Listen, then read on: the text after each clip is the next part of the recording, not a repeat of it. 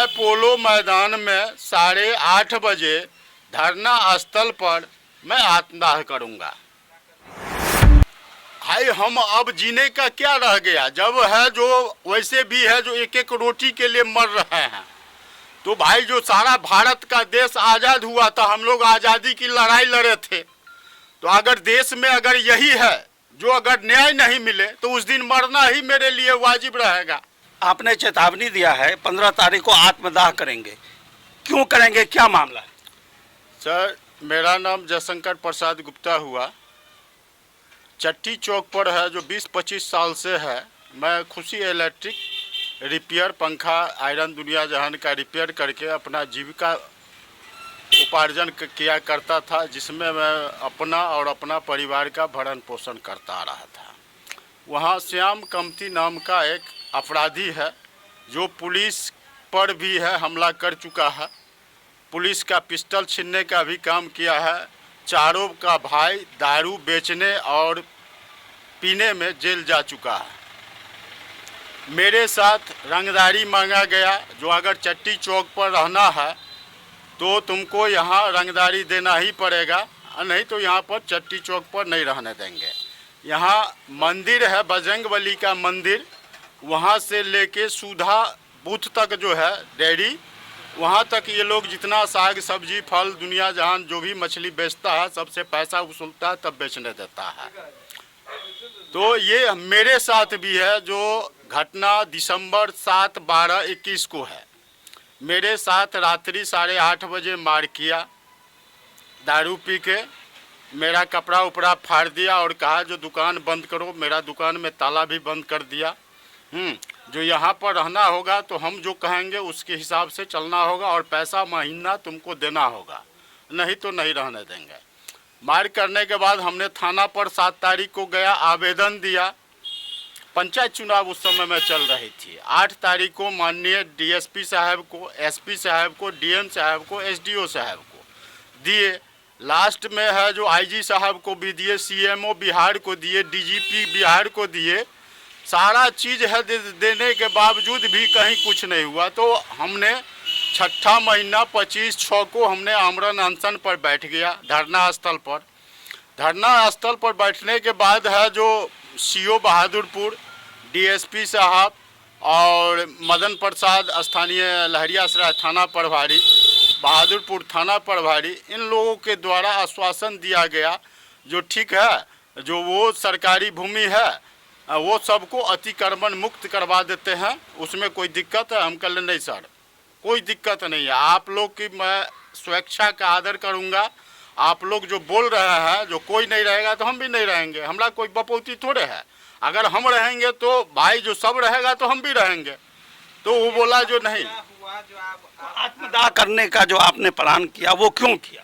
इसलिए कि कहीं भी पुलिस प्रशासन से या अंचलाधिकारी महोदय से जो समय दिया गया था उस पर है जो वो लोग कामयाब नहीं हो सके। उस पर कोई 3 महीना हो गया अंचलाधिकारी को बोले हुए, बहादुरपुर थाना के द्वारा 8 महीना हो गया, आज तक न उस पर एफआईआर दर्ज किया गया, न कोई तरह की कार्रवाई की, न मेरा दुकान।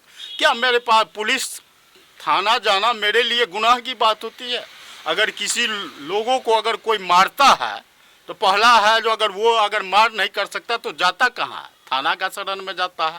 थाना नहीं सुनता है, एसपी के पास जाता है, डीएसपी के पास जाता है, उसके बाद आगे जो होता है। आखिर स्वतंत्रता दिवस के ही रोज क्यों आप आत्मदाह करने के लिए सोचे?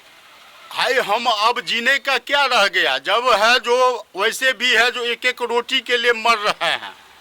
तो भाई जो सारा भारत का देश आज़ाद हुआ था, हम लोग आज़ादी की लड़ाई लड़े थे। तो अगर देश में अगर यही है जो अगर न्याय नहीं मिले तो उस दिन मरना ही मेरे लिए वाजिब रहेगा। लेकिन आपको ये पता है कि उस दिन जो है राष्ट्रीय पर्व है?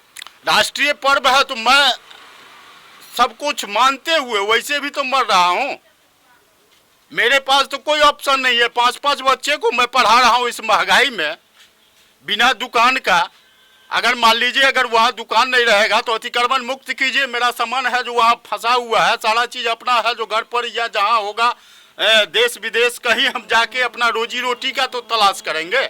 मेरा बच्चा का है जो पढ़ाई 8 महीना से बंद है, उसका जवाब कौन देगा? आप ही बताइए, हम जाए तो कहाँ जाए? मेरे पास में कोई चारा तो नहीं है।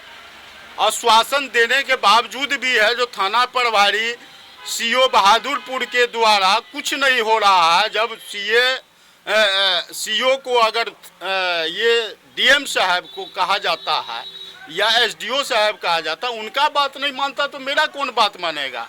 एसपी साहब, डीएसपी साहब, बहादुरपुर थाना को कहा जाता है, कुछ नहीं होता है। तो आप किस जगह जो है आत्मदाह करने का आपने इरादा किया? मैं पोलो मैदान में 8:30 बजे धरना स्थल पर मैं आत्मदाह करूंगा। अगर उससे पहले अगर मेरा हो जाता है, वो पहला मेरा 3 गो मुद्दा है। पहले वो जो है अपराधी श्याम कमती करके है, वो रंगदारी जो मांगता है उसको गिरफ्तार किया जाए। दूसरा है जो मेरा दुकान खुलवा के मेरा सामान दिलवाया जाए। और तीसरा जो है वहाँ अतिक्रमण मुक्त किया जाए। और कुछ नहीं चाहिए हमको। अगर मांग लेते हैं, सोचता है जो हमको मरना कौन चाहता है? ये जो 5 गो बच्चा है मेरे पास में, उसका कौन भरण पोषण करेगा? आखिर एक दूसरा भी तो रास्ता है जिससे ये आप अपनी बात मनवा सकते हैं। क्या रास्ता है आप बताइए? आप जो है धरना पर बैठ सकते हैं। धरना पर तो मैं बैठा, या धरना पर मैं आप किसी बड़े पदाधिकारी से मिलकर अपनी बात रख सकते हैं। एसपी के साहब के यहाँ हम पूरा परिवार, मेरा बच्चा तक गया। डीएम साहब के पास में है जो मेरे बच्चे के से लेके पत्नी तक गए, हम गए।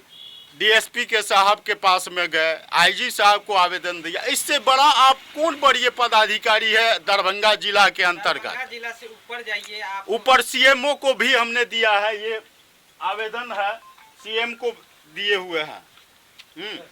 सीएम वाला लाता। और देखिए, ये लड़का पर बहादुरपुर थाना पुलिस है जो वो केस किए हुआ है। अगर वो शरीफ आदमी है तो ये बहादुरपुर थाना उस पर एफआईआर क्यों किया? अगर ये सही में क्रिमिनल है तो फिर मेरा एफआईआर दर्ज आज तक क्यों नहीं हुआ? इसका क्या कारण है? पुलिस है, डर रही है, या पैसा का खेल चल रहा है? ये पदाधिकारी लोग जाने।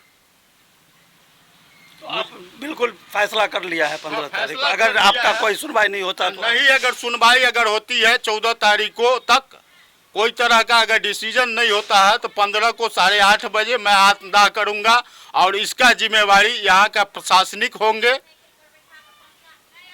नाम हुआ? जयशंकर प्रसाद गुप्ता, कहाँ कविलपुर है। पिताजी क्या नाम? पिताजी का नाम कुशेश्वर प्रसाद, स्वर्गीय कुशेश्वर प्रसाद है। हम नाहक गरीब आदमी हैं। कितने बच्चे हैं? 4 लड़की है और 1 लड़का है। लड़का क्या कर रहा है? लड़का भी पढ़ रहा है, ग्रेजुएशन का फाइनल ईयर उसका नहीं हुआ है, सेकेंड पार्ट का अभी एग्जाम मान्यता हुआ है।